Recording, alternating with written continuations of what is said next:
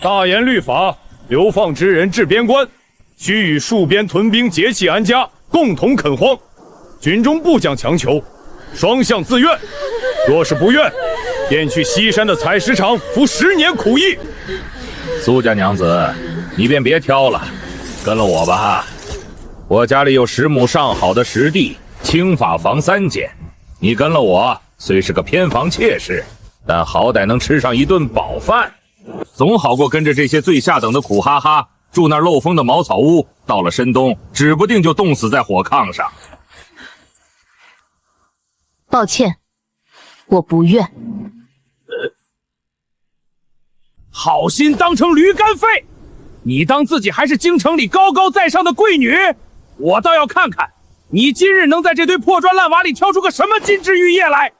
若是挑不到，采石场的石头可是会吃人的。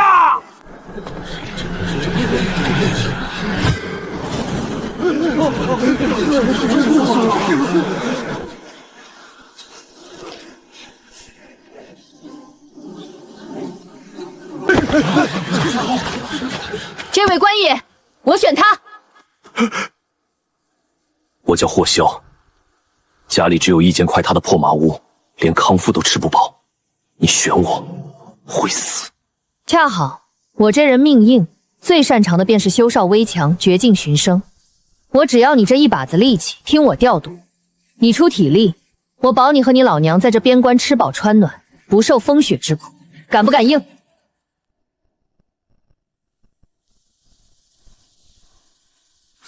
好，将军，我愿与苏家娘子结亲。疯了，真是疯了！放着好日子不过，去跟一个穷当兵的送死。燕雀安知鸿鹄之志？带路，去看看你那间快塌的破茅夫。到了。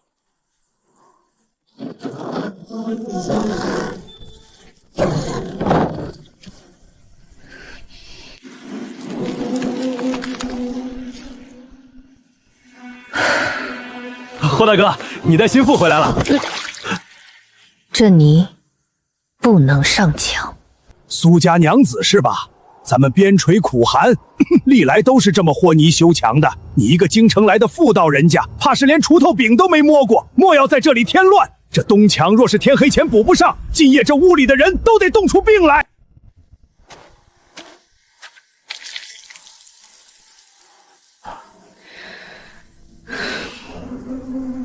我再说一次，这泥不能用。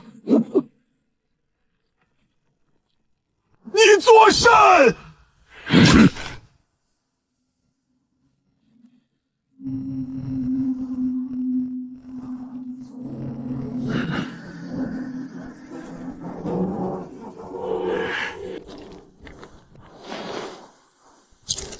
大冬天和泥，土里带着没化开的冰碴，且水加的太多。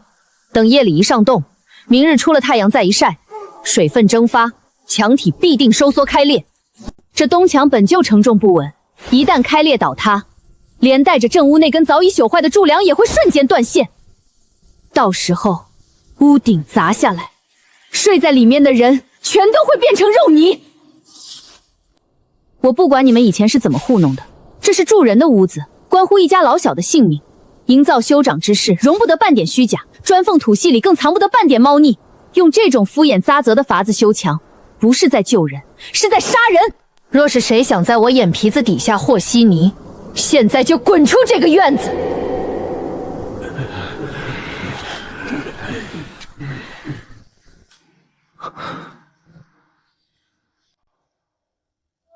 去提2桶干净的井水来，要现打的，不能带半点冰碴。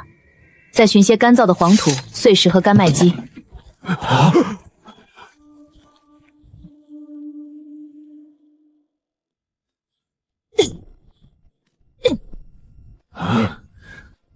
你们几个别愣着，把刚才的烂泥全清出去，地基重新往下挖3寸，直到见着实土层再停。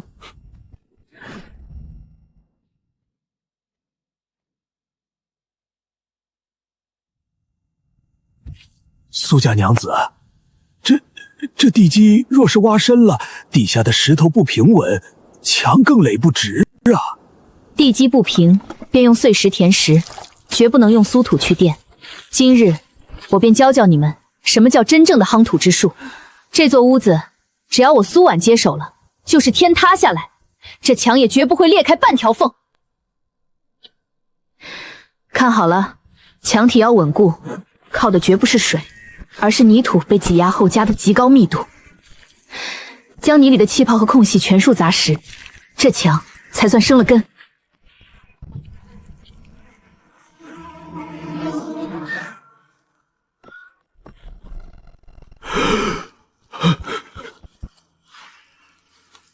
苏家娘子，不，苏大将，老朽打了一辈子土墙，竟不知这干土哈竟能硬如生铁，还愣着干什么？按照苏大将的法子，把墙筋给老子砸实了！谁敢偷懒少砸一下，老子用铁锹拍碎他的脑袋！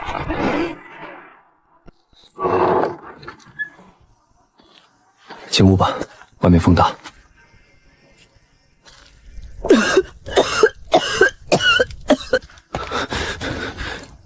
娘，这就是苏家娘子吧？好孩子，委屈你了。小儿是个粗人，咱们家又穷成这样。你刚流放到这虎寒之地，路上肯定受了大罪，到了我们家，连口热乎饭都……这是前些日子省下来的，快拿去用热水泡软了吃，垫垫肚子。娘，这饼您留着，今晚我来做饭。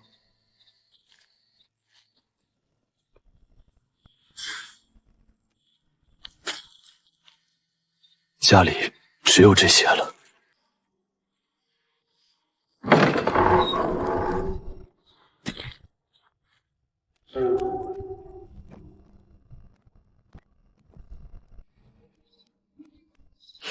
打火石。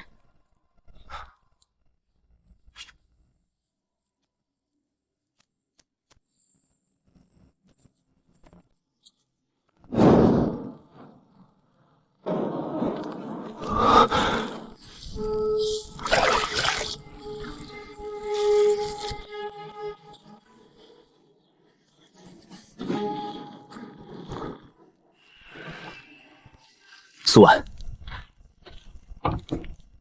以后家里的力气活我全包了，你指哪儿我打哪儿。这霍家的刀山火海，我替你挡。刀山火海倒是不必，霍萧，我今日修缮的这些，只能勉强保我们熬过这个冬天。土坯和朽木终究扛不住边关的狂风。开春之后，等地皮一解冻，我们就去后山寻土。我要开窑烧青砖，我要把这里打造成一座谁也推不倒的铁壁铜墙。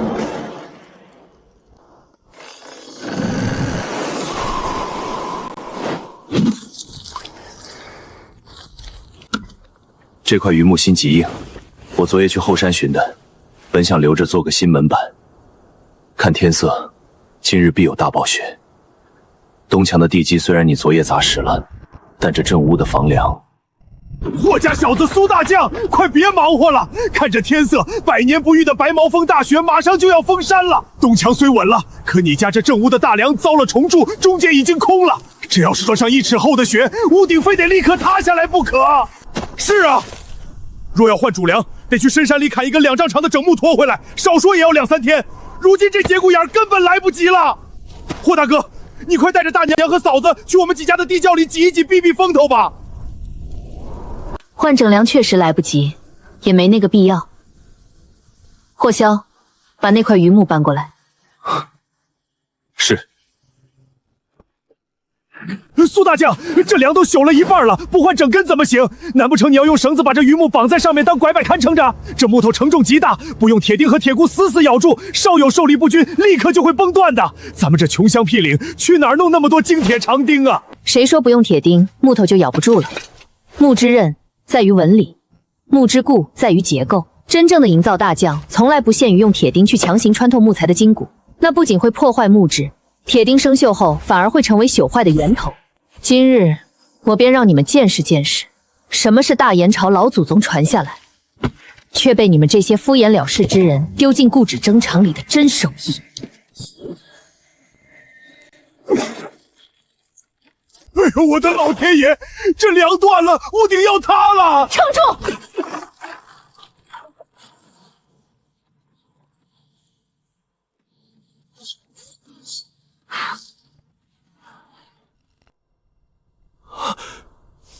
这是什么名堂？这叫燕尾笋。燕尾之形外宽内窄，两目一旦相交，受到的拉力越大，它们咬合的就会越紧。在这笋卯之中，容不下哪怕一根头发丝的缝隙，自然也不需要半根铁钉。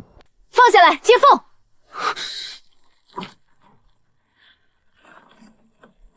进。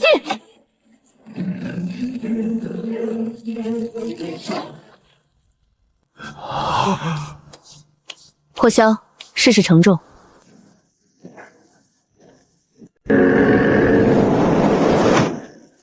孙卯之极，这是早已失传的皇家营造秘式啊！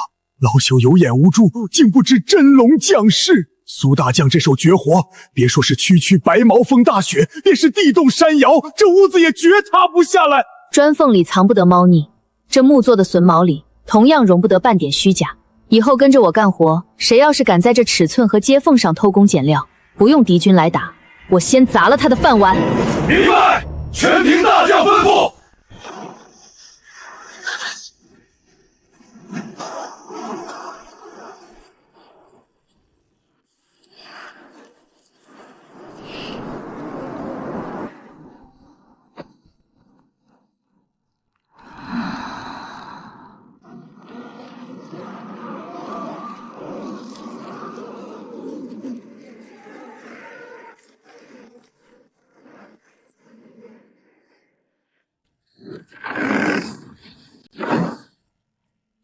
我去把院子里的雪清了，炕上暖和，你多歇会儿。不能歇，这等百年不遇的大雪，咱们这屋子撑得住，屯村里其他人家的茅屋怕是悬了。救命啊！塌了，房子塌了，当家的被压在里头了。走，去救人。走。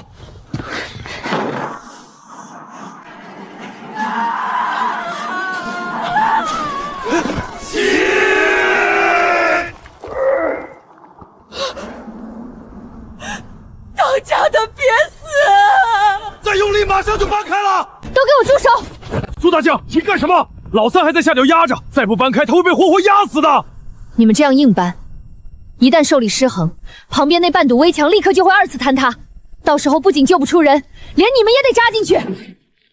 把木杠插进去，抵在梁下，用那块石头做支点，你们几个全压在木棒的另一头。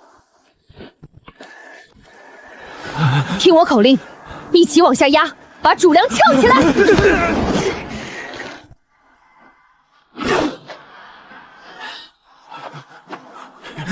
1、2，压！开了，真的开了！别发愣，把人拉出来！撤！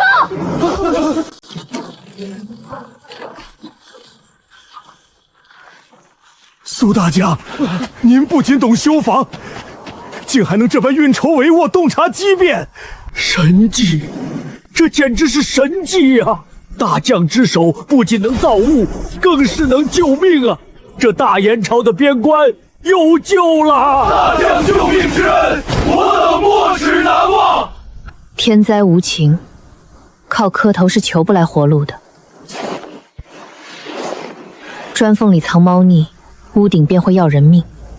今日这场雪，便是老天爷给咱们的教训。苏安，我霍萧前半生只信手里这把刀，以为杀尽敌寇便能保住家国，但今日我才知，能在这吃人的绝境里保住万民骨血的，是你手里根无形的鲁班尺。从今往后，我的命，我的刀，皆奉你为主，刀山火海，万死不辞。起来吧，霍萧。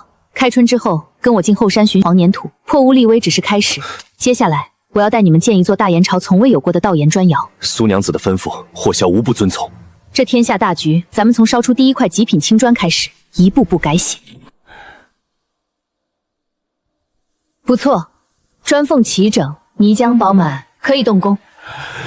砖缝里藏不得猫腻，无论是修屋顶、垒灶台，还是砌墙头，我定下的规矩就是铁律。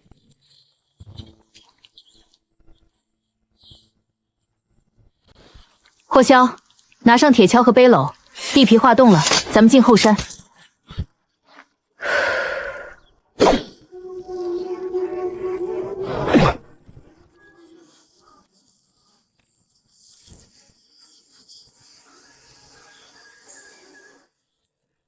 你在找什么？找能烧出极品青砖的黄粘土。边关的土多沙砾，且盐碱重，用这种表层土烧出来的砖，颜色发红，质地极其发脆，随便一敲就碎了。我要找的是深藏在腐殖层之下，质地细腻如膏纸的上等黄粘土。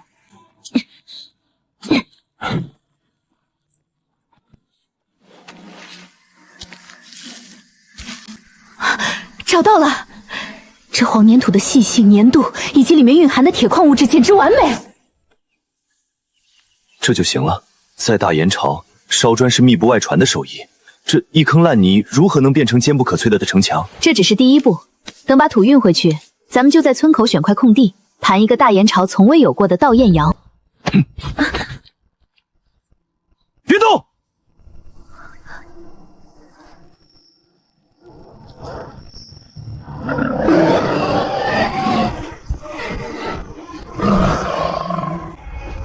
退后！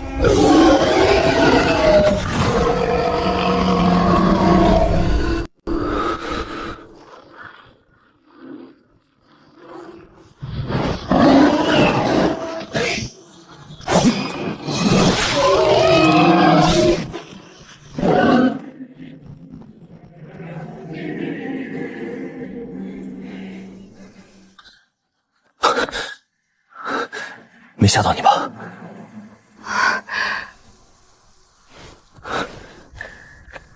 吓到？霍霄，你知不知道你刚刚杀了一座金山？把这大家伙扛回去，明天一早咱们就在村口开荒盘窑。盘窑需要大量人手，咱们家没有铜板雇人。铜板，在这饿死人的边关，铜板算什么东西？实打实的肉才是硬铜货。这300斤肉足够把屯子里最强壮的汉子全雇来给咱们卖命了。好，听你的。走，咱们回家，开窑筑城。老天爷，我家小子这是浑身的心脏给宰了，哪怕是切下半个猪腿，也够一家老头吃上大半个月了。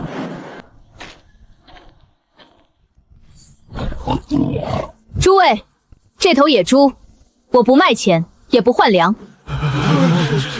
我和霍霄要在村口的荒地上却盘一座砖窑，急缺人手。凡是愿意来帮工出苦力的青壮，不给虚无缥缈的铜板，只结实踏实的工钱，干1天管1顿干稠的热饭，外加2斤野猪肉，绝不拖欠。1天2斤野猪肉，2斤，这是活命的肉啊！苏大将，此话当真？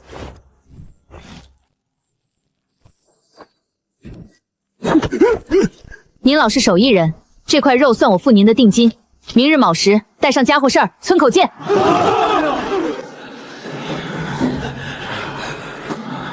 开工！苏大将，咱们这窑怎么画得圆不隆隆的？平日里关窑烧砖，不都是挖个方方正正的纸筒子，打下点火，上头出烟吗？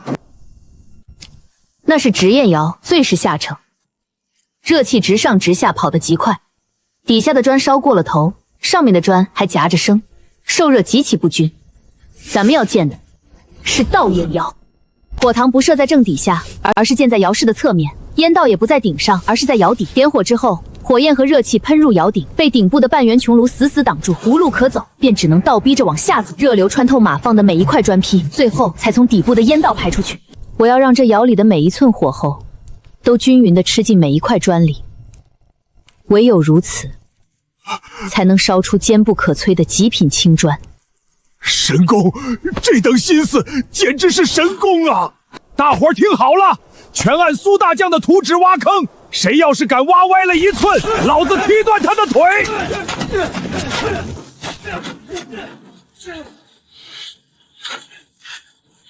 王老三，你和的泥里有枚碎干净的石子。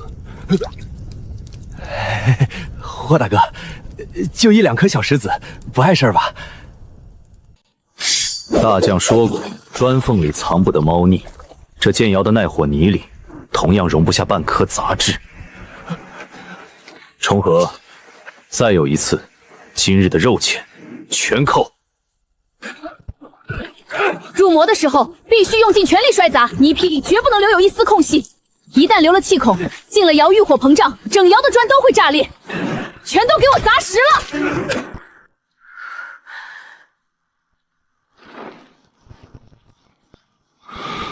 点火吧。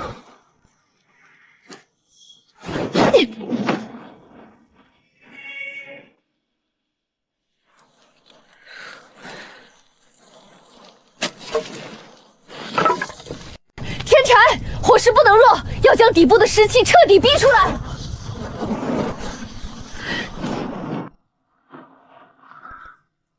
喝口热的，你已经2夜没合眼了，这火我来盯着。你若累倒了，这窑就算烧出金子，也一文不值。火候到了最要紧的关头，我不能睡，砖石能不能退凡化骨，就看这最后一把火了。火小，准备水窑。水窑？就是现在！火小，上窑顶，灌水。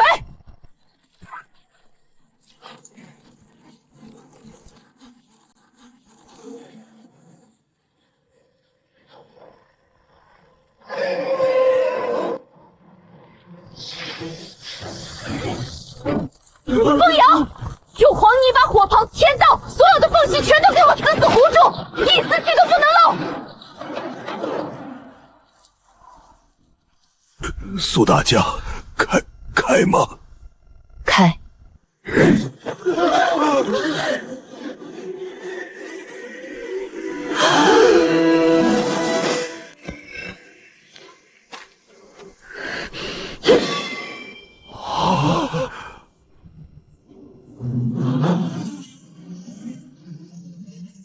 金石之音，敲之有声，断之无孔。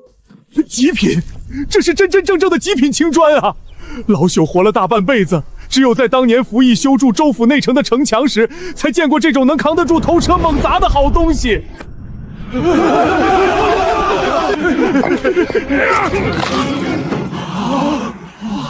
这女子的手里捏着活人生肉的神通啊！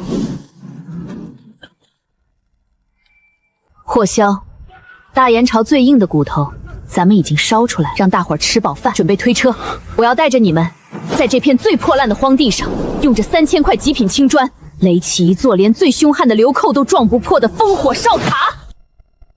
挖地基，顺着我画的白灰线往下掘，不挖足3尺，不见着最底下的死黄木土层，谁也不许停。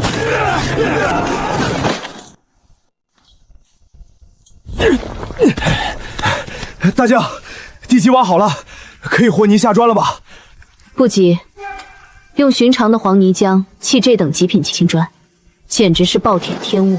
苏大将，这可是救命的精细粮啊！咱们这屯子里连过年都喝不上一口纯糯米粥，您竟然用它来熬浆糊墙，这是不是太糟践东西了？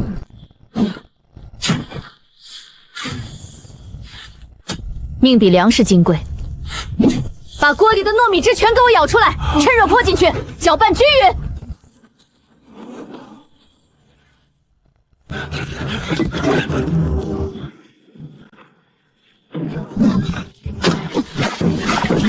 发什么愣？大将怎么说，你们就怎么做。想活命，就收起你们那点妇人之仁。砌砖如同排兵布阵，第1层横铺，第2层便要竖压。所有的青砖必须上下错缝，内外搭结，这在营造学里叫咬骨。只有所有的砖块像狼牙一样互相咬住，这堵墙才算生了根。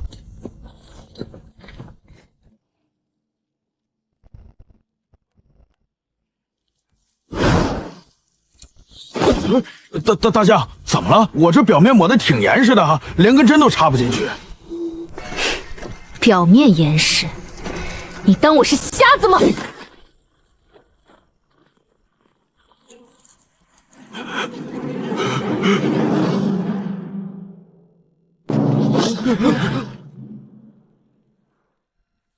苏大将，这里头空一点不打紧吧？反正外边糊严实了，这青砖又硬，敌军的刀枪也戳不穿啊！这样砌，咱们今天天黑前就能把这一层干完。放屁！千里之堤溃于蚁穴，这巴掌大的一丁点空隙，平时看不出来。一旦敌军用重型工程木狠狠撞击，这中间的空洞就会让砖块瞬间断裂。一块断了，整面墙就会如同抽残塔窑一般，牵一发而动全身，连环崩塌。我建这座哨塔，是为了在流寇屠刀下保住你们全家老小的命。你在砖缝里留空，就是在给自己家人的脖子上套绞索。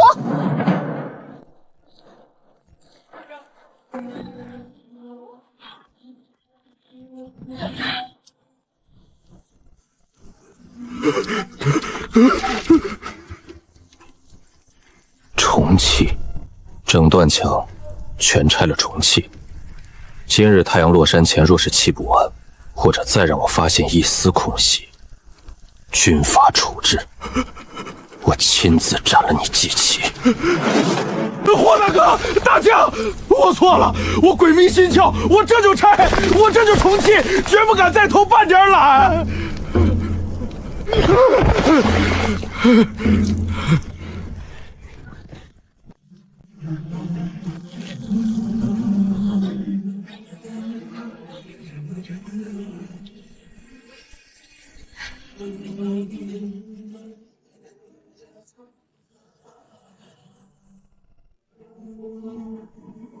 成了，咱们这苦命的屯子终于有护身符了。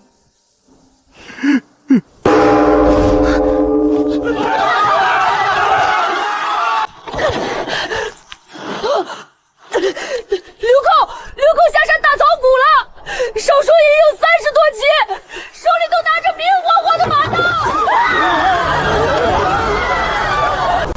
慌什么？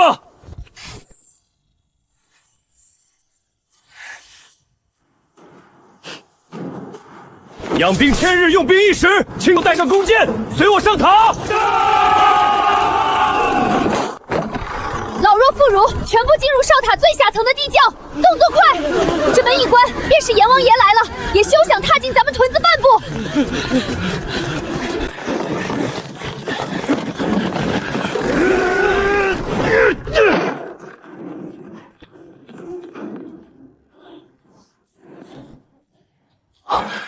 来了。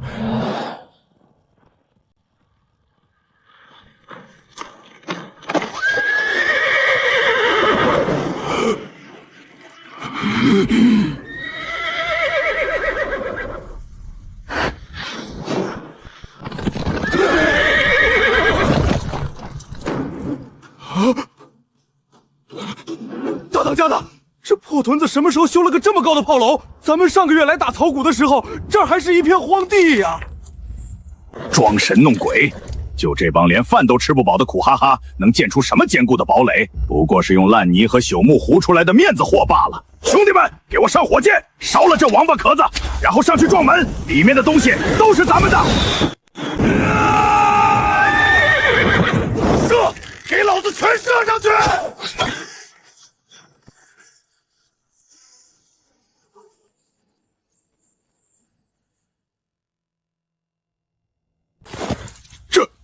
这是什么怪物墙？弓箭射不穿，快用桐木撞门！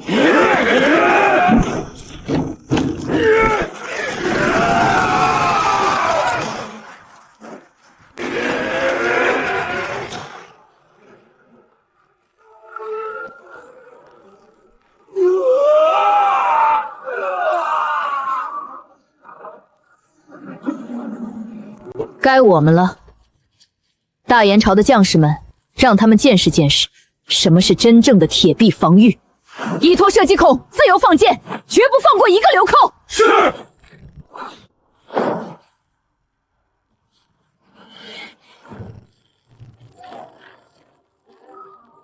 放！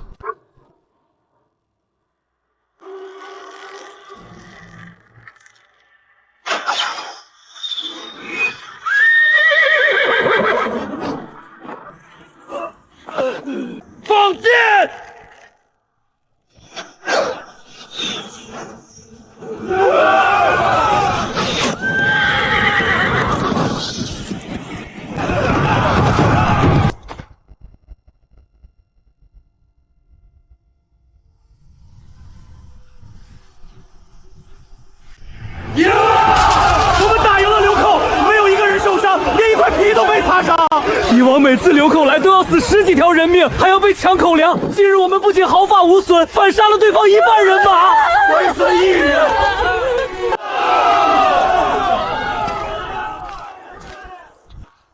开城门，打扫战场，所有的战马、兵器、甲胄全数收缴入库，一根马毛也不许留给野狼。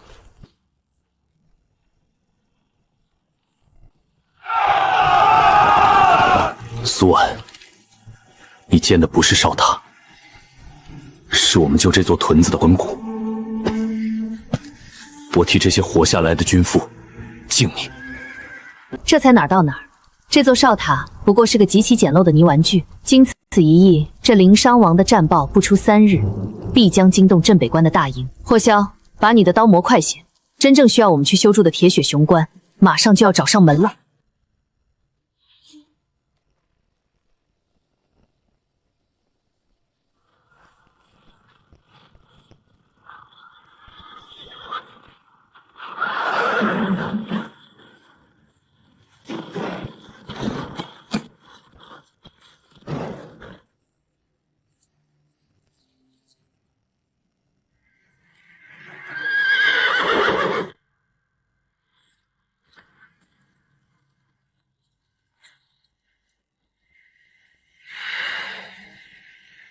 好一座铁塔！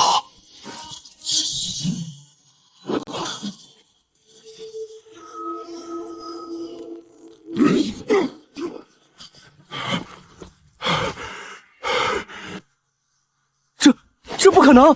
将军这一刀，便是连城墙上最厚的夯土都能劈开个口子，这墙竟然连条缝都没裂！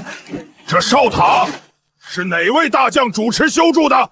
给本将站出来！回将军，是内戚苏婉。你一个流放的罪妇，这等连军中大将都闻所未闻的错凤咬合之法，还有这硬如生铁的青砖，当真是你这妇道曲子的手笔？手艺在手，不在皮囊。强硬不硬，将军刚才的刀已经验过了。将军今日兴师动众，带着上百亲卫来到这最下等的流放屯子，总不进城是为了来考量民妇的出身吧？哈哈哈哈哈哈！好一个牙尖嘴灵、极有胆色的苏家娘子！好，本正就喜欢跟聪明人说话。实不相瞒，苍荣国已经集结了10万大军，不出半月便会大举南下扣关。可偏偏天公不作险，连日烟雨，镇北关西侧的主城墙塌了。镇北关若是破了，这方圆数百里的大营和屯子，全都会在苍荣豪起的铁蹄下化为极其惨烈的焦土。那段城墙早年修建时，便有贪官污吏偷工减料，夯土里多是烂泥和碎石。如今被雨水一泡，极其严重的沉降，导致墙体裂开了一道长达数丈的巨大豁口。军中那帮废物营戍官，只会和稀泥，推诿扯皮，敌军压境，城防却成了筛子。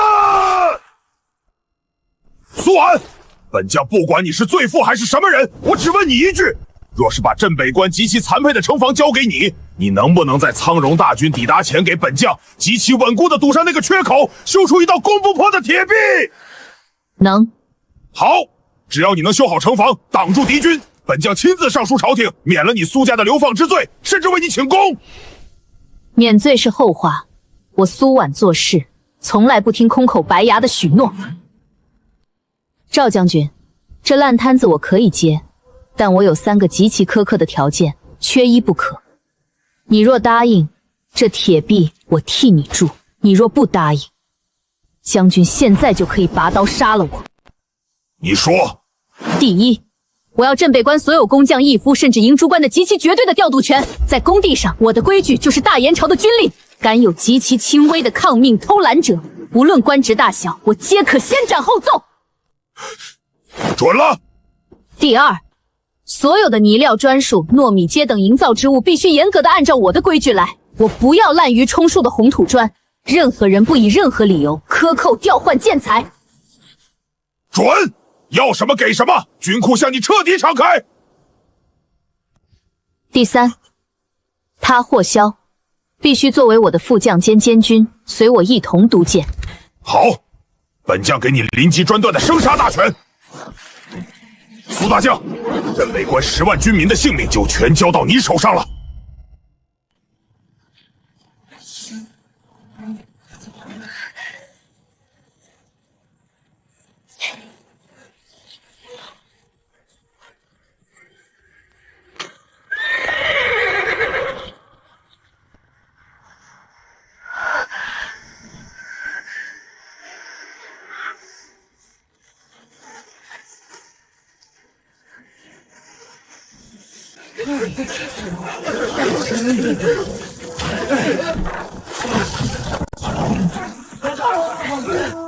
都给老子麻利点儿！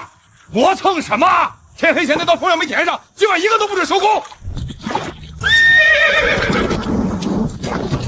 停下！全都给我停下！哪里来的不知死活的泼妇，竟敢在军阵重地大呼小叫！你们都瞎了吗？还不快把这疯女人给我乱棍打出去！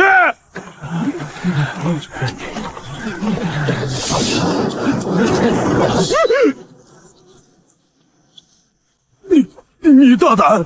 本官乃是朝廷命官。将军令牌在此，谁敢放肆？违抗军令者，杀无赦！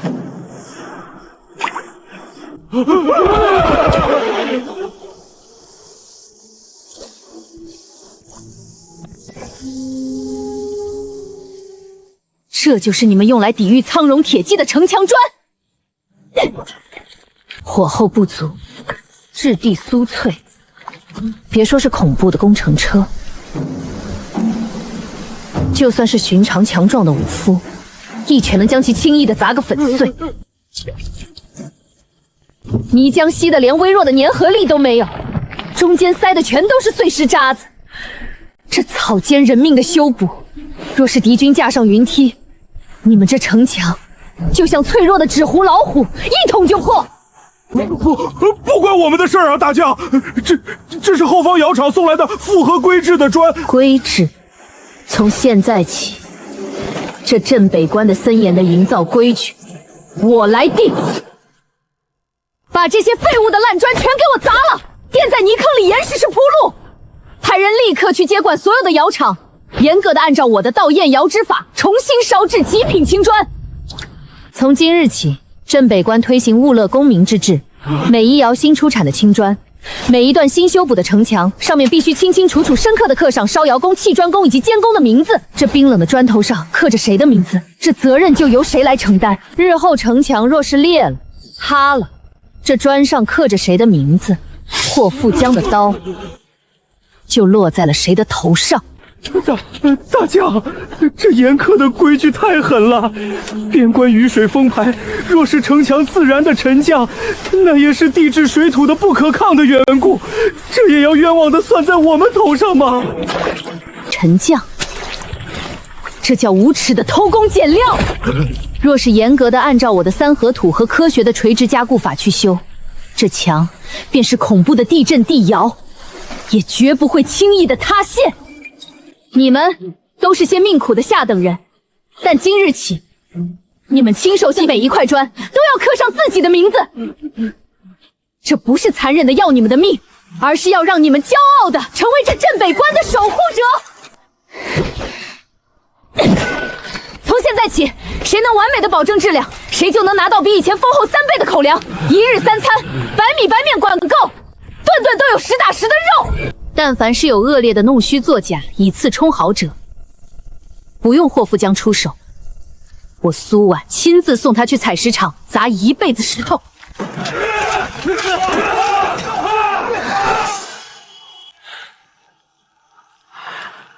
开饭！大将给咱们吃肉，吃肉，咱们就得把命卖给堵墙。停！这等深达数尺、已经伤及筋骨的裂痕，若只是在表面敷上一层新泥，不出3月，必定会再次崩塌。今日我们要做的是剔腐刮骨，用铁镐将裂缝两侧极其松软、腐坏的夯土全部剔除，哪怕是挖空一半的墙体，也绝不能留下一丝一毫的隐患，一直挖到深处最坚硬、最干燥的老土层为止。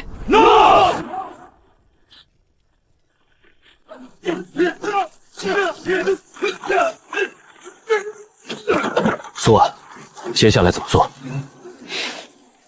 接下来便是最关键的立谷。传令下去，在裂缝的最深处，每隔5尺便垂直向下开凿出一个深孔，直抵城墙下方的坚硬岩石层。选最粗壮笔直的百年柏木，外层涂满防腐的生漆，用重锤狠狠打入深孔之中，作为承重的主桩。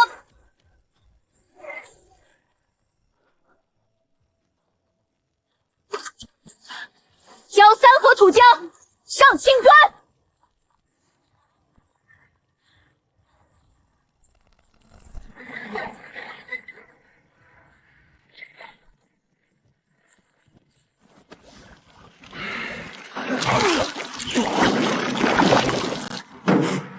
荒唐，简直是滑天下之大号！边关将士尚有忍饥食饿之时，尔等竟敢用救命的军粮糯米来和泥刷墙，这是极其恶劣的民匪国棒！本官定要参你们一本！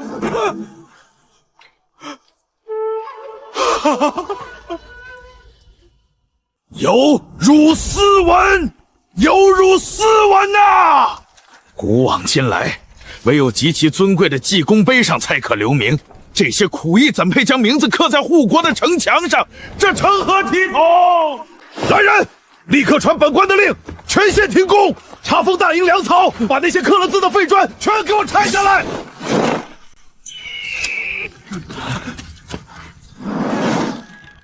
你一介武夫，竟敢阻挠朝廷钦差！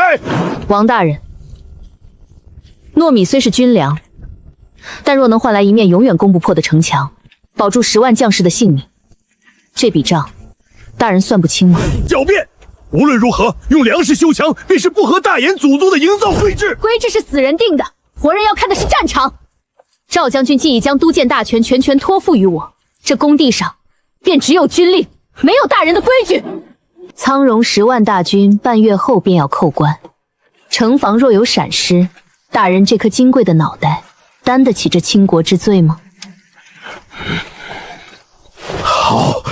好一个狂妄的妇人！本官这就回京，将你这荒谬的行径如实上奏圣庭。若是城破，本官定要看着你苏家满门抄斩！哼！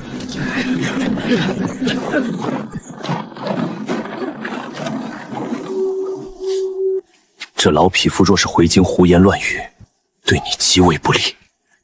不如我派人在半路。不必，他这种死板却不贪腐的官员，比起那些和稀泥的贪官，要好对付得多。只要我们用事实堵住他的嘴，他奏折上的字写得再狠，也是废纸一张。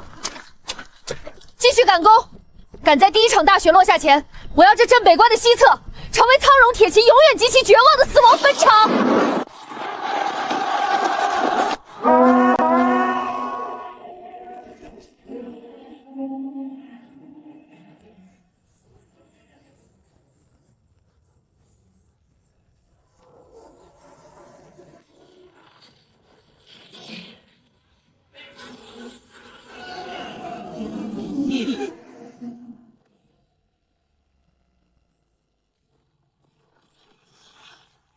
没他，城墙顶住了！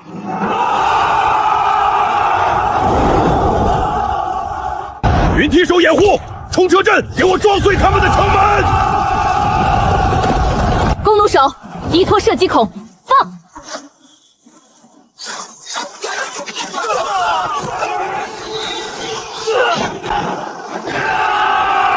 关门，落闸！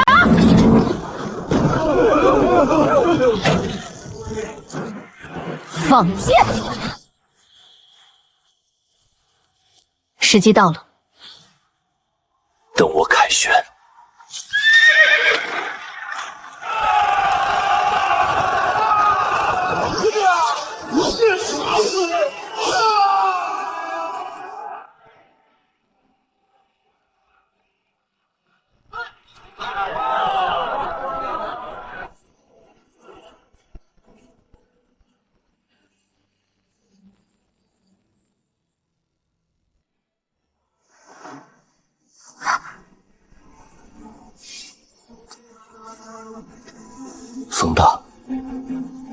总也要顾些身子。